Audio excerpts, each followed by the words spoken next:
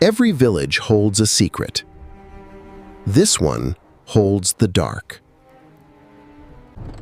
She had watched the forest her whole life. Tonight, it watched back. Old Toma knew the name of what watched them. He did not say it. At midnight in this village, every door was locked, every window sealed. She wrote to keep the fear small. The fear did not stay small.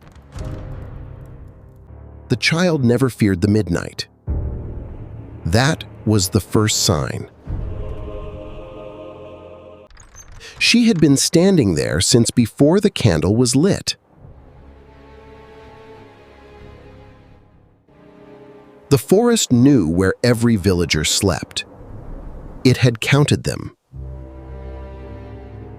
Toma had opened a door, long ago. He'd spent years trying to close it. Where did you get this? The book was given to me. By who? The figure. On the 12th stroke of midnight, the village held its breath and waited. It did not come from the dark. It was the dark, given a shape. She could not move. The cold had claimed her bones before her mind could argue. The girl's shadow fell the wrong way. It always had. No one had ever asked why. Help me! Come in, Hana. Toma had no words for her, only guilt and a hand to hold in the dark. 15 years he had kept it locked in the book. The book had not kept it locked. The newest stone had been carved before sunrise. Someone had known who would not see the dawn. It had crossed a threshold. After that, no door in the village would hold it. She ran and did not look back. Looking back would have shown her the footprints ahead of her. The child stood between Hana and the darkness, and it was unclear which she was protecting. She asked Suki what she knew. The answer was not meant for words. The shrine had been built to mark a boundary.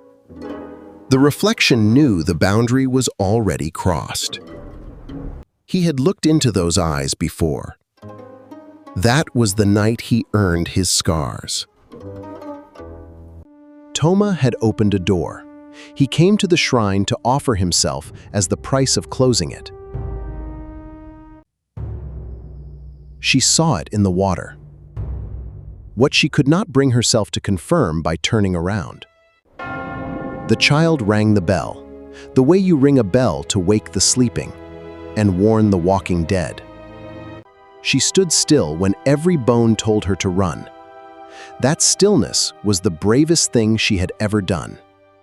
The second bell shook something loose that the first had only warned. The village opened its eyes. The bell's voice was older than the figure's silence. For the first time, silence lost. The village opened every door at once. Darkness, for the first time, was outnumbered. He had carried the token for 15 years, waiting for the night he'd dare to use it. In its hollow eyes, she saw her own reflection. In her eyes, it saw something it had forgotten. The old man's guilt and the child's patience dram. Between them, something began to glow. Behind the sealed mouth was not silence. It was a sound that had been waiting to be released. 3 hands, 1 light, one night's full weight of grief and courage between them. It did not die. It returned. There is a difference, and the village would learn to live with it. The clearing remembered every foot that had stood in it. One set of prints it would remember longest. They sat until the sun remembered it had a job to do. Then they rose and went back to the village. She looked at the forest one last time. Then she picked up the water and went home. The moss remembered. The forest remembered. Some things do not leave. They only stop being seen.